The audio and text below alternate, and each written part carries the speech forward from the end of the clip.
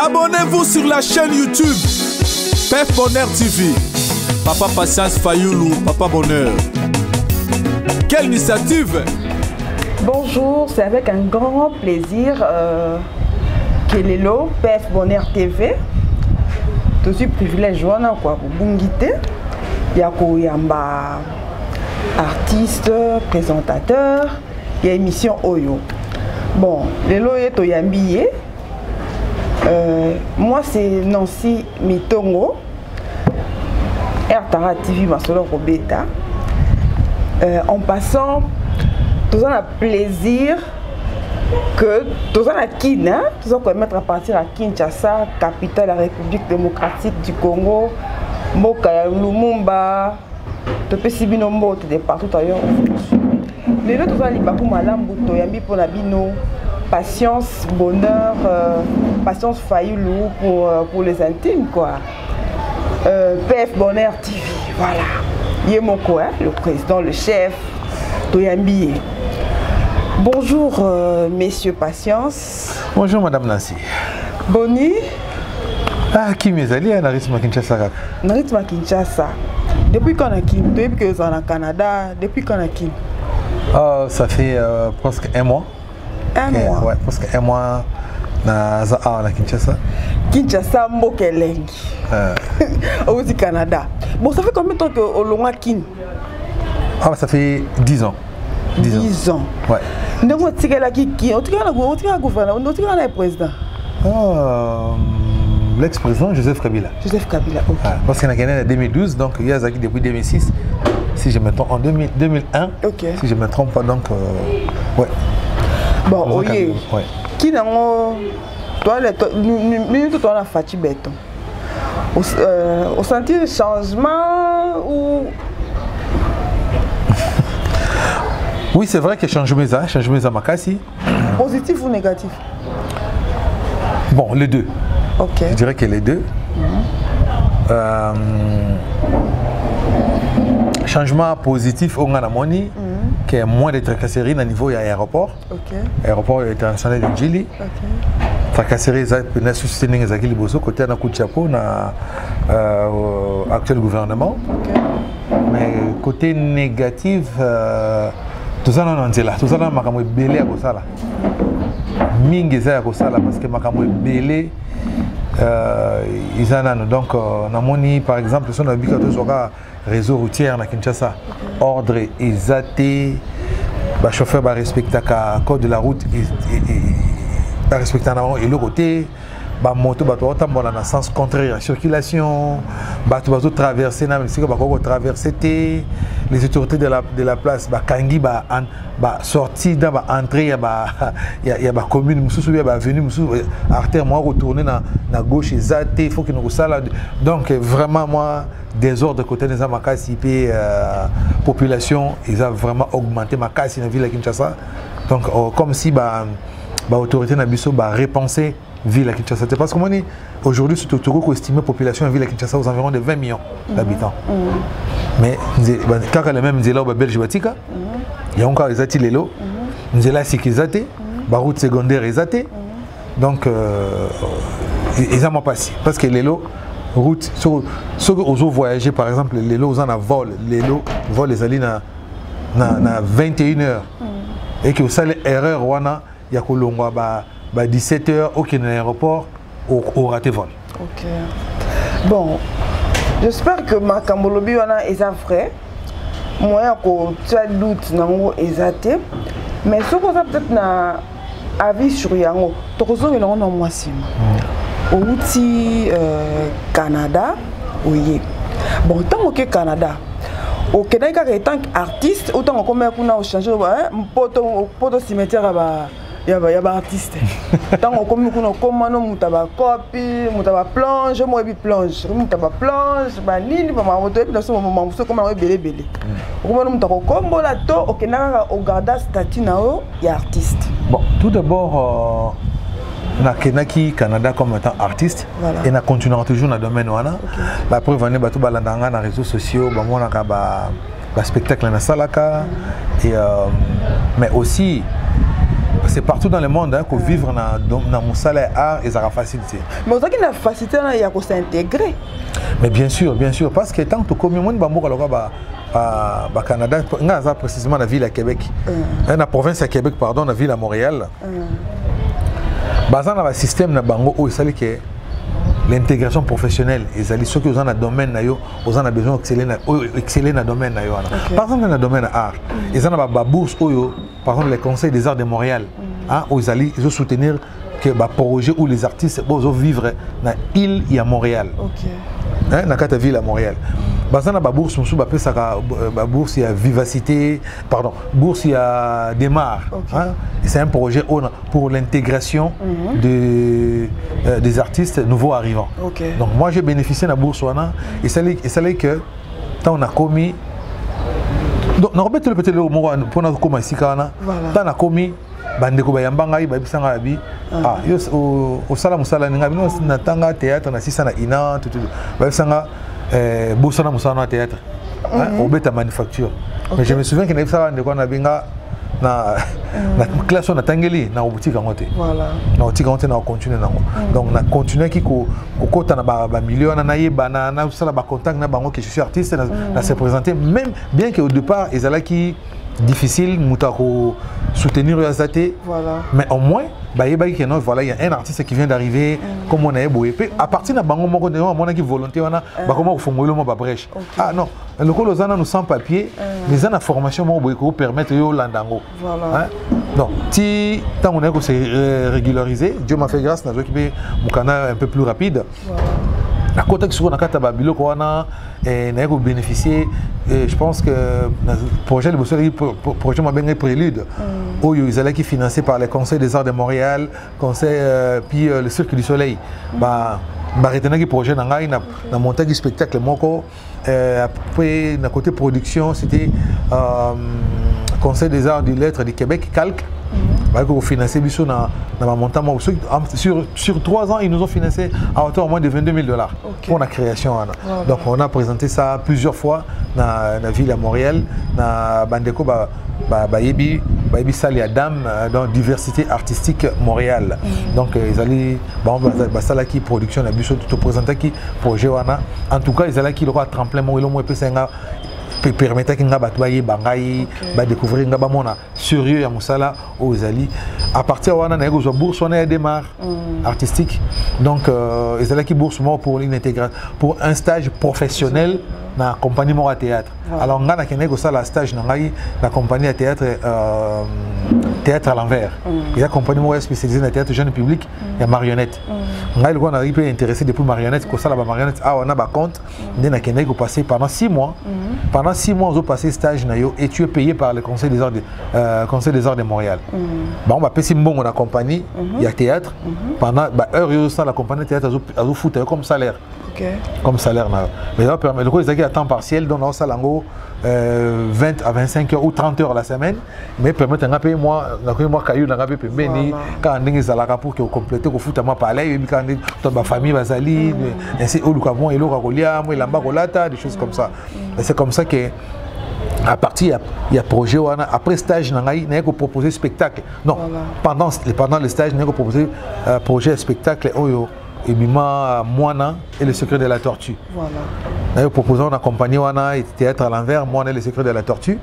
Et en fait, on a inspiré qui ma conte traditionnel hein. Ouais, bien sûr congolais il solo il y a ça Bia.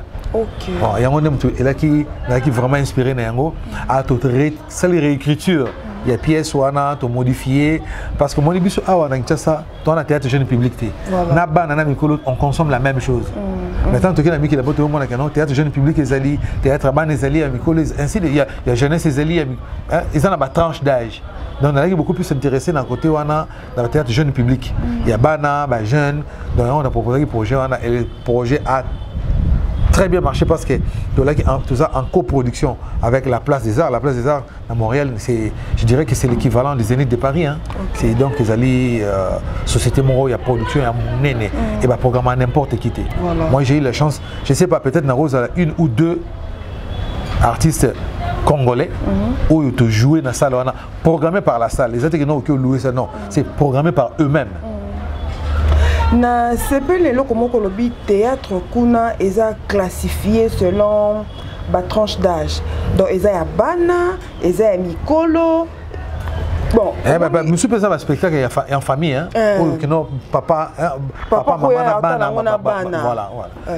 Net monsieur spectacle na monsieur et moi ils en famille parce que toujours na ba week-end monsieur subomona ba parents ba yé ba donc mais pourquoi vous checker tranche d'âge oh mais c'est très intéressant pour na monsieur donc ba rapper en famille quoi. Voilà, ba rapper en famille.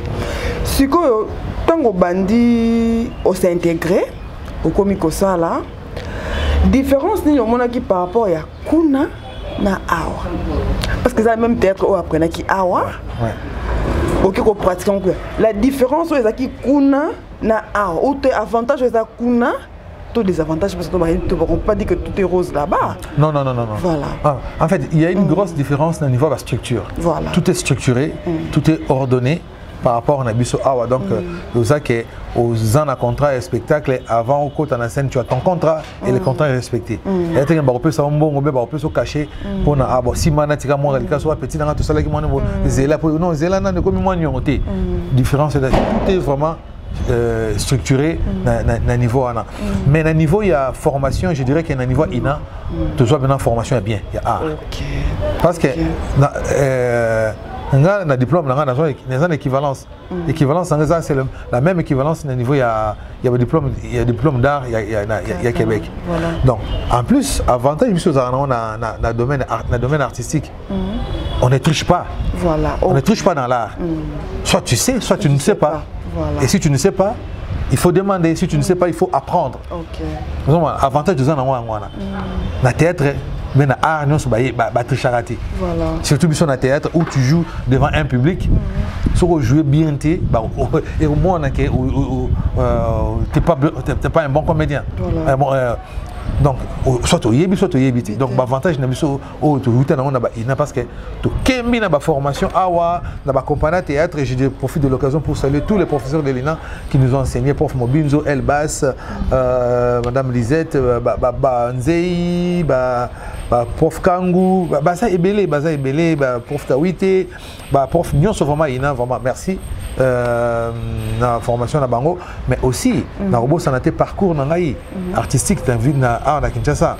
Il y a un monsieur qu'on appelle Papa Chaoumba, Papa Myriam.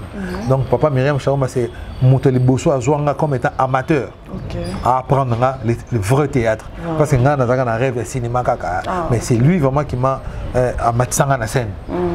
Matinga na scène à part Papa Chaoumba na écoute na ATA, Atelier Théâtre Action, il y a José Baou. Et là, vraiment, place n'a vraiment tremplin à ma casse et sous. Dans le théâtre de sensibilisation, théâtre d'improvisation, tout. Et c'est José Baou que j'appelle affectueusement papa. Papa José, il aime ta série l'inscription à INA. Pour nga na boya ka otanga. Pour nga na étudiant à IEC la gestion financière. Na kata pe na classe na mina otanga sous na Congo te pour na fona otanga na miki le pour Congo passe.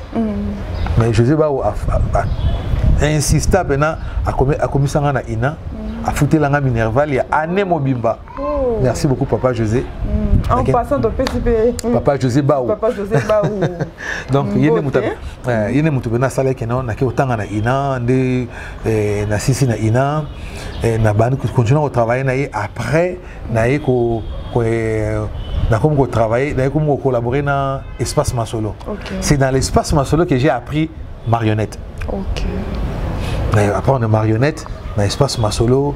Donc au sein de notre théâtre, nous avons une spécialité. Voilà. D'abord on a un interprète comme comédien interprète. Voilà. On a interprète rôle nous sommes appelés Sarabiso.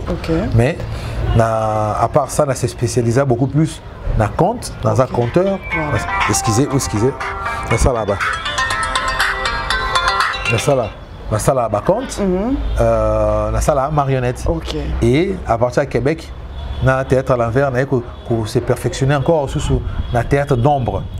Avec des silhouettes, des choses comme ça. Et on a installé la formation avec des ateliers. La différence, c'est entre conte, dans le entre conte et marionnette. Différence, c'est ça, Makassi. Compte ça. Quand en fait, tu es seul, où tu racontes une histoire, où tu joues, tu interprètes parfois. Un conteur congolais que tu connais qui t'inspire de fou. Oh, c'est lui qui m'a vraiment inspiré.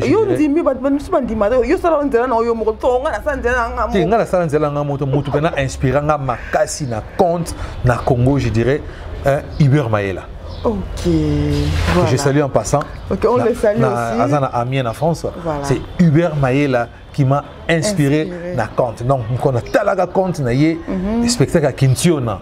Waouh, je dis waouh. Donc, donc na Hubert Maël a inspiré ngai na ko mona sous prof Tawite. OK. Prof Tawite le sous donc ba pesa ngama gumoko boye ya oh ngabi mais c'est bien. Si vous avez un bandit compte, nous avons un compte, nous avons un bien. Mais les gens me disent, oh, mais où ça l'a bien? Nous avons un niveau de vie. Et puis jusqu'à là, nous avons un niveau de vie. Pour Hubert Maël, c'est un monstre dans la scène, côté compte, il a joué, il a un chair de poule.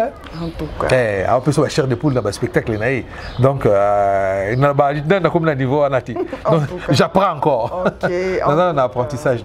On va te féliciter par rapport à parcours, ozo apprendre, mais au moins ozo na trace ya bat ozo ndima. Par rapport à quoi marionnette?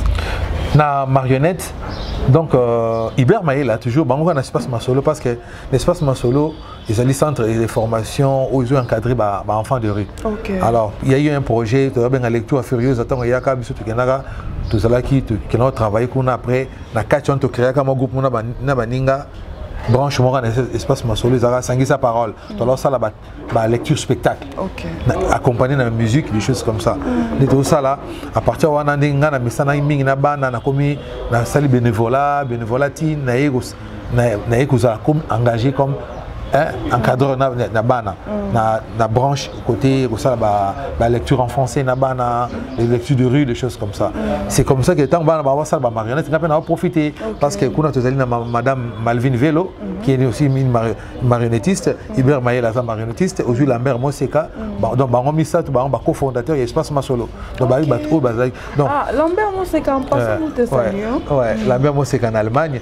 Donc bango ndem ba inspiré en plus bah jeune marionnette notamment Justin Kabango à la France Scram Toussamba à la France donc autant bazo ça nga pena autant là-bas oh ba collègue nga benga ba petite parce que ba master bazo ça là nga pena baniko mekaka mke de pesi nga pe guana c'est comme ça que lelo na sala pe na komi à partir du Canada na ko type ba formation pour na ko apprendre style genre il y a marionnette par exemple marionnette à mousse à partir de mousse na ciseaux na comment on fabriquer personnage na marionnette na salle de formation il y a comment il y a manipulation des choses comme ça et voilà comme on na apprenant ma marionnette je l'ai pris vraiment à l'état puis na s'est perfectionné dans statut non et artiste comparé à Nengozaki kuna sont balancés. C'est mieux d'être artiste statué. Kuna to awa. Donc, co-statuer dans le niveau artiste, dans le rôle de kuna c'est mieux. Kuna c'est mieux parce que vous avez reconnu et tu es vous avez reconnu puis vous avez rémunéré à ta juste valeur. Voilà. C'est que 10 ans au Sali, presque 10 ans au Sali Kuna. Projet de Libiso Anakin. Oh, Biso, tu as Biso Anakin, tu as Canada. Projet de Libiso Bakinois par rapport à l'expérience au Sali Kuna. Tout d'abord, on a 10 ans dans Sala qui n'a sali na Fandika Pambate. Na Kenya déjà un diplôme, na connaissance il y a comme artiste et comédien na Kenya nango. Mais na komi kuna na tangipe na bakisusu ma connaissance mususu na sali ba études pendant études professionnelles il y a na médiation culturelle. Voilà. Na si dans un diplômé en médiation culturelle na Cégep il y a Saint-Laurent na Montréal. À part ça on a salle de formation en entrepreneuriat c'est ça qui m'a poussé à créer nini collectif, un collectif Lisanga. On a créé un kuna, mais on a participé à un atelier belé, notamment à théâtre d'ombre, un grand théâtre d'ombre, un spécialiste, Jean-Pierre Lascaux, c'est un Français. On a participé à un atelier d'ailleurs, on apprend encore à perfectionner côté wana. Alors, quand on a acquis des projets, tu as un projet où tu as en résidence au niveau de Wallonie-Bruxelles. Projet qui est un projet à recherche sur les mythes contes et rythmes traditionnels congolaises. Nous travaillons, à part ça, on a fait un atelier. Dans un jeune espace Masolo sur le théâtre d'ombre où tous les gens en passant on salit directeur Bren puis responsable de l'union il y a Wallonie de Bruxelles on a coupé cette opportunité on a coupé cette local na bango et on a tout travaillé pendant 3 semaines pour travailler na bango na bana et en passant j'ai collaboré aussi avec deux artistes comédiennes Sheila Nzutissa et Claudine Lumbu. Na bango na niveau on a tout sali ba recherche sur ba mythe ba conte et sali que tout sali ébauche il y a texte. Voilà. Parce que pour Jésus qui est tout ça la création d'un spectacle. À partir de ça ébauche il y a texte mon te s'inspirer car na ba conte na biso to créer texte moko et yango nde nazo zonga na travailler yango tout le cas possibilité sous ba financement pour que tout ça la création na Kinshasa et Montréal, donc collaboration entre les deux villes, entre les artistes de Montréal au Canada et les artistes de Kinshasa. Donc projet qui n'a donc tout banda qui a déjà et puis toujours continuer. J'espère que Phase Yakin va atteindre objectif. Ouais. Phase à Kinshasa oui. Je crois que tout est en phase à Montréal. Mais Phase à Kinshasa aussi si peut dans complètement. Mais nous allons continuer parce que nous allons bouger pour nous côté financement tout pour que tout coûte na solution na Montréal pour que tout continue le projet. Bon, ce que PF Bonheur TV banane. Ah PF Bonheur TV, je profite de l'occasion pour saluer tous les abonnés de PF Bonheur TV. C'est l'inspecteur Colombo d'Eric. Patience for you, bonheur. Il y a une YouTube congolaise, Nina Sexara Bango. Pierre Bonheur TV, en fait, chaîne il y a YouTube Oyo, Pierre Bonheur TV, et ça date depuis 2012. Et ça y a Kala, mais ils allaient en public parce que je ne m'intéressais pas à côté émission, côté vidéo en privé. Par exemple, il y a ça là casting ou bien les arabes, c'est une vidéo moi boy, il y a un support en entier au bon manaro on a YouTube. C'est bien mais bleu on a moi on a tchaka. Puis tant que comme la période il y a début à Covid.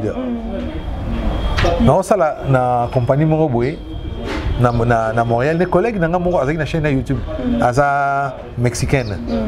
C'est la même patience. Tu parles tellement bien, tu es comédien, en plus tu nous fais rire tout le temps. Mais pourquoi tu ne mets pas tes histoires sur YouTube? J'ai dit, mais non, moi ça ne m'intéresse pas. Mais regarde-moi, à l'accès de notre chaîne YouTube. Oh, c'est ça quand même intéressant. Mais c'est la bien dans la on a qui parle, mais montre-moi ça dans la qui c'est beau. Elle s'est abonnée de sa vie. Vas-y, tu vas réussir. Ok. On a compris dans le il faut changer comme parce que nous avons comme mon kaka na changer comme na commission publique après na baniko texto abonnez-vous des choses comme ça sur Facebook connaissance tout le monde s'abonner merci beaucoup on a comme on a 10 abonnés na ou na CP là qui quand on va abonner madame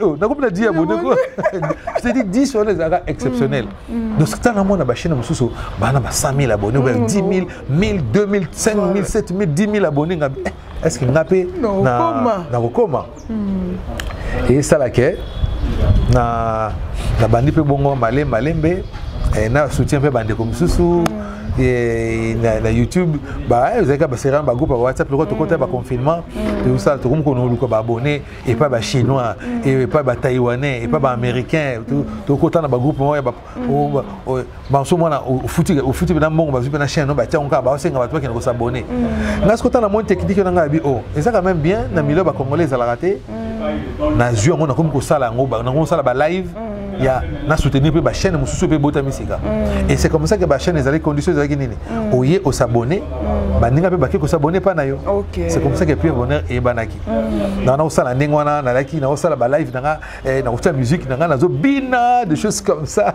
na bina ba to ya ko découvrir ndengwana et bon obika ba congolais ndezala biso na biso ba komko ndenge loko za otambola ba ndenge mususu ba ko sala ngo ezalaki bien to comme manga tout se soutenir à bande comme sur YouTube ba commencer la campagne na mabe soit disant na yiba ba abonner batou des choses comme ça ne opé sanga degu na bina soutenir na sur chaîne monter na kata on se connaît comment ça ba live na personnel comme non ça ba live na ba thématique sur les problèmes où ali et très souvent je défends les artistes voilà parce que na sauter ba live na mi moment na dikamo na ba chaîne mo ba zo finga ba comédien tout ba ça la bango boye mais na toujours na ça le contraire na ça le contraire na oya na côté les artistes bande ko nga ba comédien teza boye tout bon ils ala na bon ba obe ba zo na nga malamu ba zo ka ba obe ba zo na nga mabe bon ils ala na nga na bon en fait c'est comme ça que nza me pas sunga to comment moi matériel comme au somme mati lelo ndenge chaîne pe lelo toujours bunda na malé mais au moins on est arrivé quand même à plus de 7000 abonnés plus de 7000 abonnés on continue mais objectif est qu'on peut à 100 000 abonnés quoi voilà 7000 abonnés en tout cas c'est à féliciter c'est pas moins 7000 abonnés à YouTube mais il y a un problème lelo YouTube il y a des gens quand tu penses vraiment de YouTube comme ça directement à déclasser parce qu'il y a des choses qui se passent dans YouTube parce que mon a sur téléphone a bandi kofinga même des insanités on se demande ce sont de oui baza ba famille ba responsable problème wana donc on a téléphone on est au finga oui c'est vrai même nga mo pesi ba finga nga je vais na selinga émission parce que à ça la bene émission finga oui c'est vrai ezali babilo comme anti valeur photo longola ngona kata communauté na biso mais qu'est-ce que j'ai compris na niveau à poto batu mingi qui vous senze za trop obi qui vous senze za trop na bisa on a na kata te omoni likamba ba nesi kamba ba vu YouTube c'est vrai que tokima derrière ba vu mais ce qui mutu a tie sexta ce qui mutu a fini mutu au moins mutu na ba vu et belé c'est là où on ne comprend pas et puis la majorité ça bino bato poto mais c'est une question d'éducation bino bato c'est éducation maneni bino na poto ne soka mutu salika et bani ke mutu intel so olandi live ne afingaka mutu intel afingaka mais au moins maman Nancy ils sont abonnés à ça on se demande Maman Nancy, kozala na poto ni ko lobate ko zali oza maele. OK. Kozala na poto ni ko lobate ko za civilisé.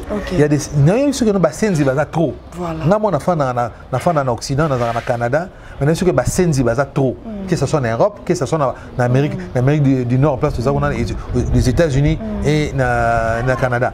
Basenzi baza trop. C'est une question d'éducation. Dans un pays où on montre que non, baboma classe net biso na Congo mutu déjà azwa diplôme à cop. Voilà. Classe malonga tangate. Alors pasteur, avec beaucoup de diction malamu te. Aza mayele te. Ajuka occasion ma memi pour ndeko na ye maman za kana poto, yaya za kana poto, noko za kana poto ma memi. Akena ki busenzi na ye. Et comme on est jus glace, et comme sous buzoba. Excusez-moi na fingi bangote mais il faut on doit se dire des vérités. En passant oui. Deux ans bateau bazana qui baza très bien éduqué que bateau mingi bazana poto wana. Au moins na za na poto mais boania mayele zate. Donc buzoba wa maman amemango awa et côté avion comme kuna et sous x2. Parce que là ça les zate nous ça na banko finga ko lo ba bêtise, ba bilo mo ndengwana et malheureusement c'est ce que la population aime. C'est ça le problème. Même à on a Kinshasa au monde que moto zo sala makambo za malamu balanda kalite ceux qui ko bandika ka ba bêtise makambo finga makambo sala boy wana ko mona tala batu ndenge ba zolanda lelo komi o moto zo biso que non ngana sala ka émission na sala ka analyse mais analyse yango za analyse yango zo batango zo ba analyse za a ozo dossier ya batu sans permission autant comme moi moutou azu akomo akota wana ayebi dossier ngote afandi ko finga bali ko loba et en plus ezabena ba bateau ba benga biso pour na pesa biso na za likambo boye ta likambo komelenga boye ba boye apesi matière oh ngai na zala soki nga na sala ne so da pesi nga okoza likambo no oyebisi nga mais avant na lobango na kotsula na kotuna ba question na comprendre likambo wango et soki na pesi yo maloba yeba ke soki pe côté musu ba sengi nga ba répondre na kopesa bango pe espace wana OK na kopesa bango espace wana mais na pesa consigne moko condition moi pas d'insulte pas d'insulte il y a qu'à pesa point de vue na yo nga même na ça live na nga même bato bazo benga soki muta bandi ko finga na kati na kati na so même muta koti na ba commentaire ça bazo finga na live na bloqué ba yebinga na ba papa bonheur alinga ba bêtise ce que par rapport à loko ne c'est pas bêtise obi na la loko moko une des chroniqueuses à le balobi YouTube est glissé après ça me conseille donc on a le droit de dire tout haut oh mutu en kanisa na mutu na mais au moins tellement bien, YouTube est église. Donc à l'église, tout le monde est saint. Donc quand on sort de l'église, au cours de mon besoin de l'église, on pratique en côté. Tu as le droit d'injurier et tout ça. Par rapport à tout ça, conseil nous regrouper ça. C'est vrai que on a comme au loba, elle a besoin de karaté. Moi, maman, bayo karaté parce que ezali éducation mutoa joie parce que on ne donne que ce qu'on a. Ce que mutoa na maman ya kofinga. Mama ezati ke loko ayeko lango sikana ke mokolo abota mana yango azandengo na kola na famille na bafinga kabatu. Parce que ngai na joie pena minute fani bo miko na bandi kolo ba insanité. Voilà. Nazana ba nièce bazola nanga na ba neveu bazola nanga nazana bana eloko ni na relaxer pas na bango. Voilà. Yango na sabango bango loka bango ba éducateur de masse. Donc moi déjà mutalobi naza éducateur de masse. Bon, ce que vous avez éducateur de masse, tu comprends, mais il y a éducateur. Donc, ok, alors tu comprends, il y a éducateur. Il y a éducateur, parce que ce qui est éducateur de masse, moi limite, il va comprendre ce que c'est éduquer une masse. Vous comprenez? Il va comprendre. Il va courir derrière, il va vu. Moi, je suis un polémique, il y a la télévision. Bato ba comprendre bien bato ba zu yango ba memi yango le pas c'est le zuka micro tika boy na grand prêtre de likonzinga boy na boy tout et ça non seulement na YouTube mais ceux qui na Facebook ezali ceux qui na TikTok n'en parlons pas beaucoup on a encore des bêtises les gens TikTok franchement il y a de choses il y a donc surtout les blancs congolais alors qu'il y a des gens qui gagnent des millions dans les réseaux sociaux pourquoi tu es un influenceur il y a ma capacité la communauté na biso parce que biso no tozali basé na ba bêtise voilà au lieu que batubas ba influencer ba ke na ba dimension mosusu mais batu bakota na kata na bêtise na reketaka lelo ba fille belé o bazala na aura ba koka na biloko wana mais ba profiter na ngote parce que communautaire. Voilà. On veut faire des choses toujours communautaires. Biloko ezalaka o monsieur madame tout le monde. Le ko là nasi mitonga sala ka émission biloko rolia eta batu nyonso ba commencer biloko rolia le ko ya kuna sala nga na mona batu musu ba mo ofinga batu lelo na YouTube tout na même yo mama ko mo ofinga batu ndenge ni voilà OK na ba code ba influenceuse wana mais ce que tali revenu voilà ce que revenu par rapport ya ba influenceuse mususu ya ba mususu ya biso bazana se ba na revenu malongate par rapport à contenir un message au bango ba transmettre voilà ozomona ba musumona ezopesa ba sponsor ba natala fimo boya sala kaka ba gâteau kaka kanga ba photo mais soko tali lelo comment osala ba biloko ba cuisine so ba compagnie o eteka ba biloko électroménager so ba yena ba biloko na bango c'est elle qu'on appelle pour que aya sala ba tester nango des choses comme ça moi je vis un enfant à tester un jeu vidéo qui a gagné plus de 100 millions de je pense 10 ans. À tester un jeu, pardon. 10 ans, a gagné annuellement 100 millions de dollars. Wow. La YouTube. Wow. Tu vois. C'est un jeune américain de 10 ans, 100 millions. C'est question de donc, ou de personnes. C'est question que Bisso, Toyeba Luka, et Loko Oyo. Moi, particularité, on fait au bâton sur Bassala à voilà. tout ça particularité il y a PF Bonnet toujours quand on a PF Bonnet comme Kamna Bango voilà et comment non répondre bien pour faire la kinga tête tu vends de la c'est là comme exemple tout à fait toujours la PF Bonnet oui par rapport à l'analyse il y a des fois aussi quand on m'a invité oui il y a des fois on m'a invité par exemple tout ça la émission moi tout sur le Lamboka na Papi Maurice Mbouiti na Montréal autour de la Maramamboka Papi Maurice Mbouiti en passant je te salue donc na tout le la Maramamboka actualité Moïse Mboka to fa na to le belango tout ça analyse tout sur le belamakamu tout sur Lamboka na ça la écho des artistes sur la côté un artiste moi na yambi na te émission mpe na sali ana artiste monsieur koleka na écho des artistes on n'est pas pour ça comme invité tout les melawana ba artiste non tu peux si artiste sont beauté non il y a aussi pas contact avec artiste quelques artistes j'ai pas contact avec artiste et vraiment avec main dans le cœur je dis merci na Félix Oisé comme quoi bongo merci Google est grave Google te peut si on peut beauté en passant donc celui-là c'est un artiste un artiste professionnel. OK. Tu solones na téléphone, na sinon dans un numéro na canal à moto boye pour na boye. Est-ce possible tout ça l'émission à répondre nga oui tel jour tout ça la boye na telle heure na résidence na kei to comiona moi arrêter zo que moi moké aya s'excuser non na ça pas moi na c'est le sous de 6 na ça na bino. Aya ba biso bien tout ça l'émission qui toko peut toquer vraiment na souvenir à malam. OK. Mais artiste mususu son amina on rotanga ba kombo awa. Na betelo lisolo biso to na kin awa. Et puis comment on est bien on a 7000 abonnés. Yo na ba 7000 abonnés té. Na ebisio obengi ayambi opé tout bonnement à répondre à toute une chaîne tindelanga émission au tindelié. Siko ozela abenga mon ami on a bien qui bon c'est vrai qu'il y a comme tout le monde il y a clash banini comme moi réticent mais de choses que ceux qui va bengi au monde que vous répondre nous na rendez-vous et puis c'est clairement que nous sommes disponibles musicien moko un des grands bon là on a deux musiciens qui m'ont déçu hein voilà autant comme on a bango deux musiciens qui m'ont déçu et les bosso a beng sangai na place à ça la répétition tu soleil na téléphone tu peux se rendez-vous jour à rendez-vous na kei na commune à rendez-vous ana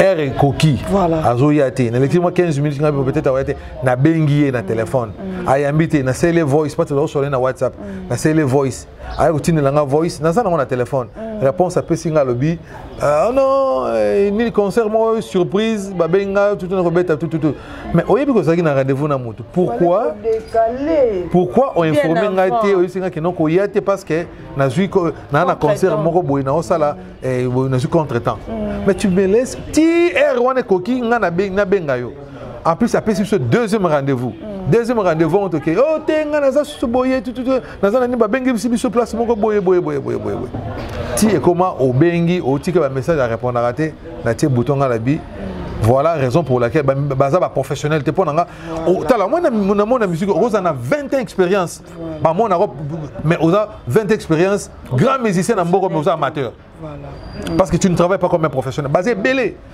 na pesa tala ba moi ba mission na biso minene nozo mona oyo bango tout senga bango ta fiche technique ba yebi ndenge basaka fiche technique te mais bango tout biso ba grand prêtre ba je te dis vrai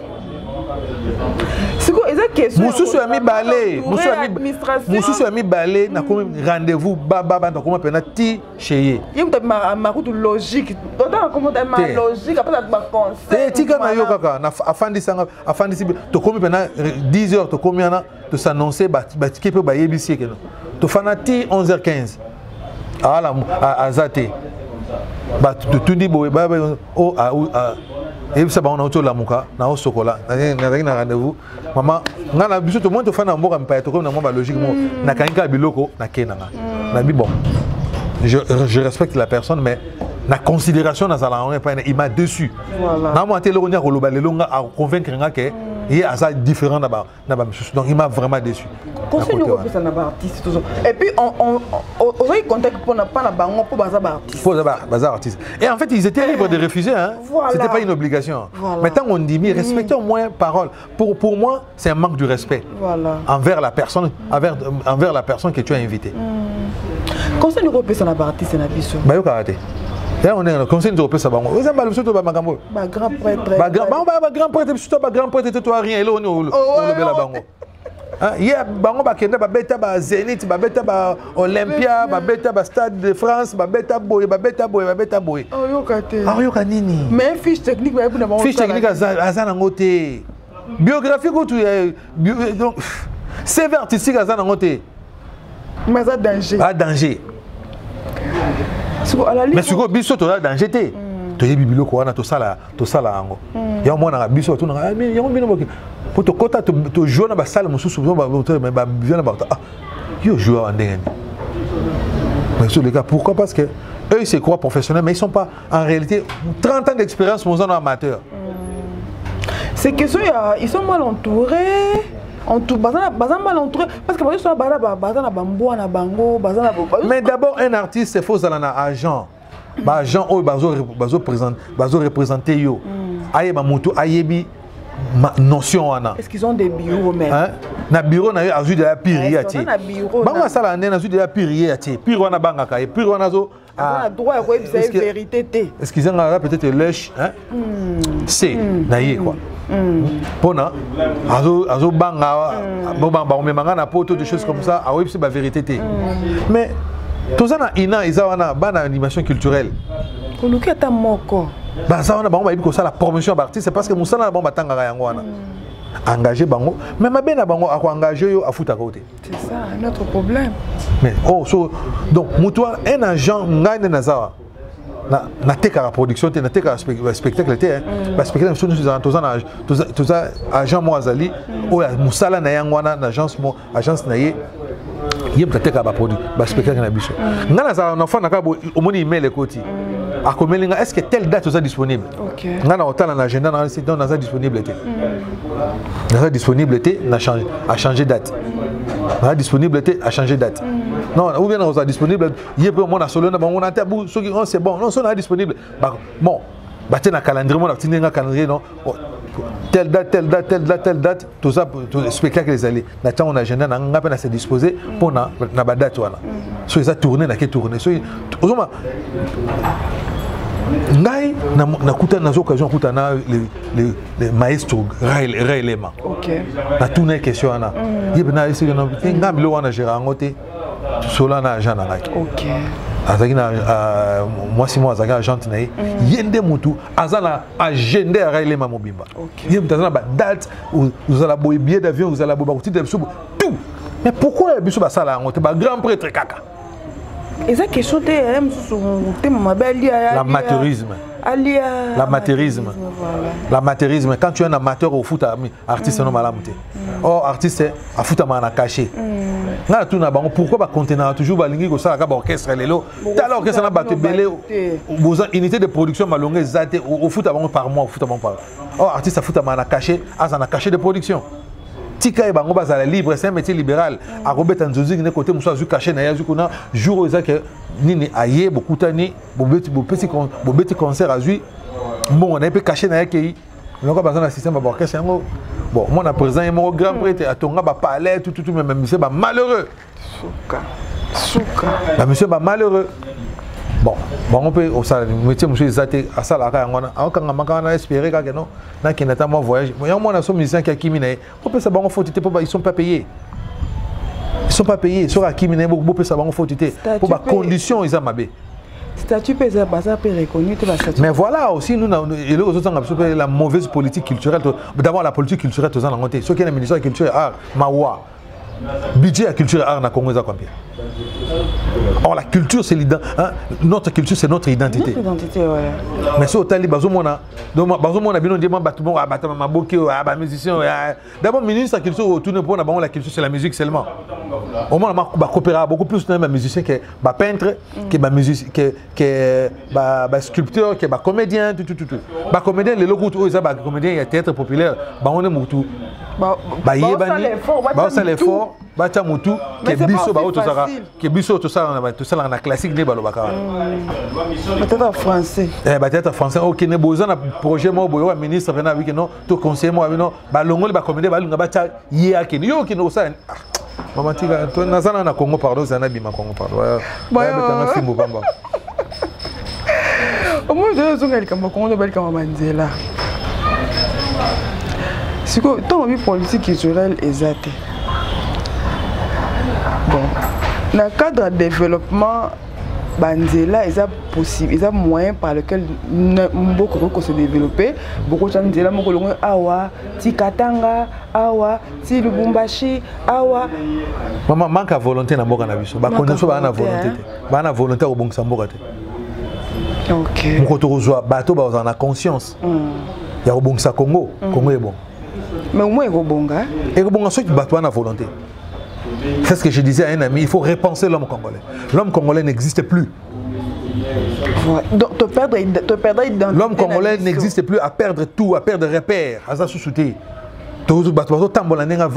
Désordre. Désordre. Solution à quoi? Il n'a plus exemplement comment dans un pays où conduite n'a pas de n'a pas volant gauche, mais tout que ça va volant droite. Ah. Il y a un homme qui est plein. Au moins même l'autorité va tambola na mituka va voler à droite et ça contraire na code de la route na biso. Oui bien mon copain ba quand on va na ba poto wana. Ba na poto mutu ba diriger Congo. Il y a trop de bassins na poto. Ça ne veut pas dire que ça na poto no mutu maele. Et ça na bateau ba na poto. Ah ben ça ne peut pas aller. Tu as fait 20 ans, 30 ans, 50 ans na poto. À joie et logoté, apprendre des locomotives. À Kenya l'état, à l'état pur, à Zongela à l'état pur, à l'état pourri. Pourri. Le lend donc à la tibilamba, ba griffe ba laxarabatu, ba kosa kosa moi ba jeune fille de bisoir ba bimanga na bango. Mais dans leur tête il y a rien. Il y a rien. Bon mutabongo so ba PC poste mo et là on a ça. Ba retard ou retard à somba le pango te na osava na poto lo alboso na yiba mbongo na somba terrain na tonga ba immeuble on moni ba ezo bota ma partout ta la limité nge baby ta la mbongo nge baby désordre partout na un message moi peut-être pour tout le bas na la police congolaise à ville à Kinshasa. Voilà. Comment est-ce que ba montard ba chauffeur ba la police na et police il faut pas ordre ba ça ba agent de l'ordre. Circulation bon bakeno to kanginzela entrer ya quartier 1 sortir à quartier 1 to kangon pour embouteillage bon police de roulage musala na bango zani. Police de roulage là il y a à boire et à manger là-bas la police de roulage. Mais ceux qui muto sala musala bien te ba longola ye. Bon en fait ils un peu bazana erreur. La police to chez mon continent. Non.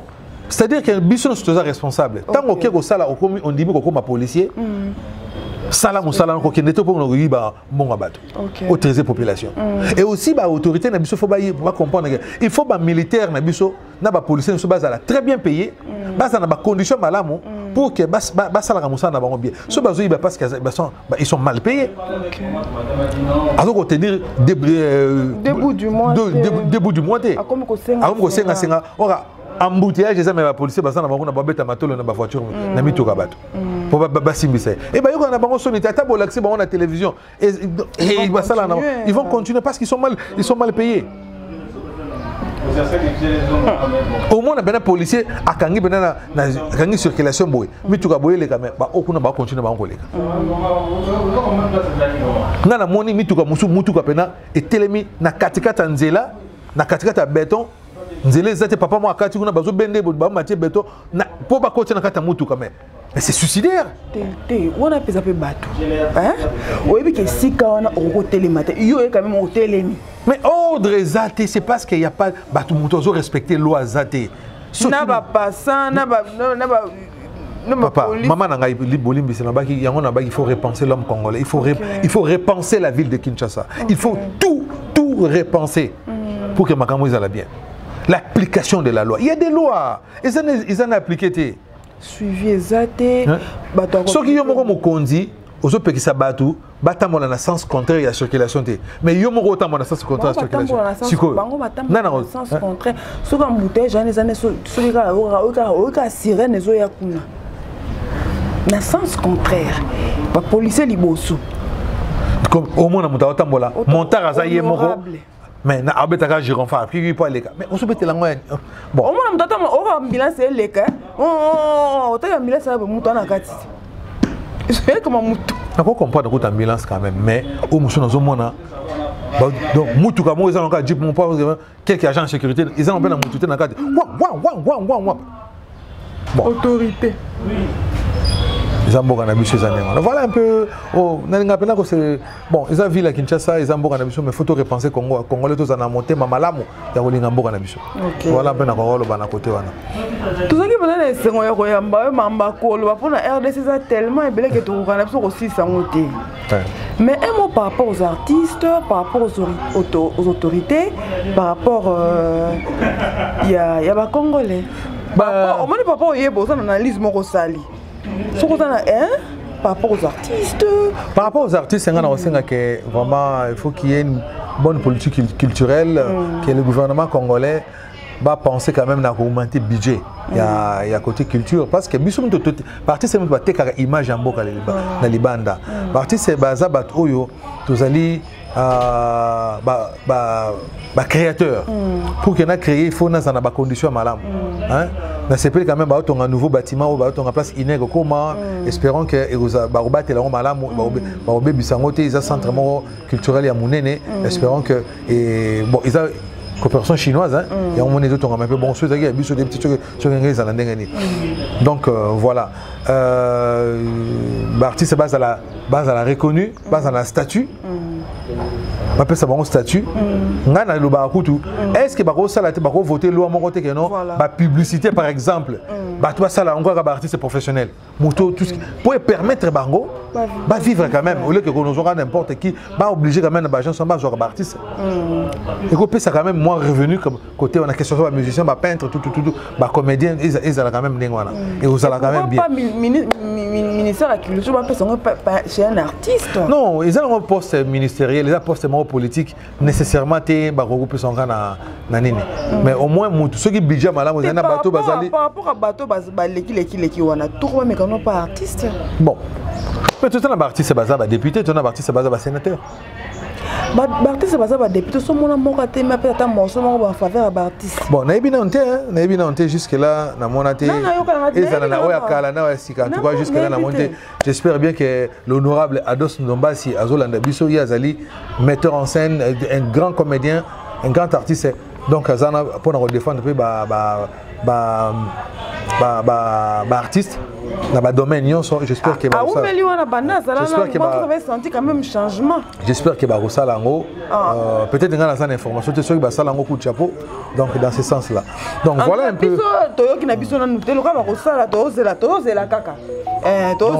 voilà un peu la situation on est bon voilà on espère que pour na Congo tout lingambo na biso pour ba trouver un peu comme mutema beming na Congo mutema bizaka passe et comme ça là que normalement les kuni côté babloko insécurité na Congo makama bakuluna vraiment pour nangai il faut que centre professionnel ils allaient ébélé libéraliser le côté pour que jeunes occupation il faut créer des emplois il faut financer projet micro petite et moyenne entreprise pour que jeunes on a occupation taux de chômage qui t'a parce que un moment tout ça ça parce qu'il y a manque à faire quoi donc faut création gouvernement va créer un emploi emploi permanent avec des bons salaires parce que au moins on a brassicole na biso awa vous foutez 4500 par semaine $2 en moyenne $2 4500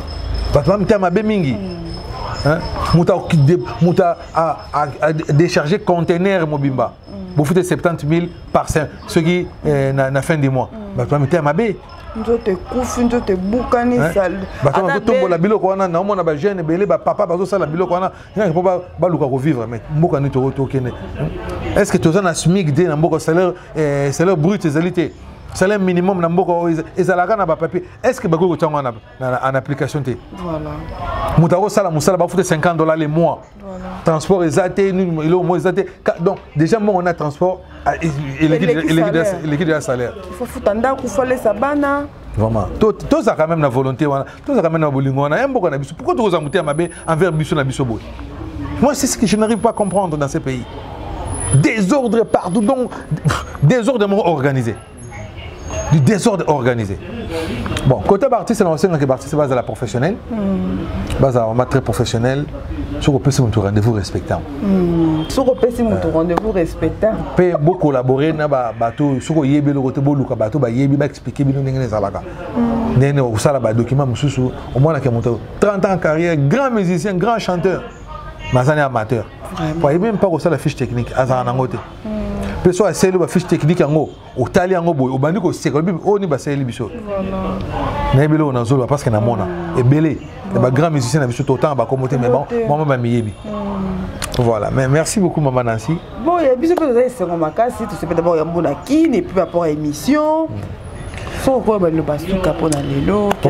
merci na opportunité de pesingai maman Nancy Mitongo la femme à longue jambe nenga mona na belle la rayo merci beaucoup merci na abonnez-vous sur la Pierre Bonheur TV, continuez à vous abonner massivement dans notre chaîne. Merci à ma famille, la famille Fayoulou à Montréal, à Kinshasa aussi.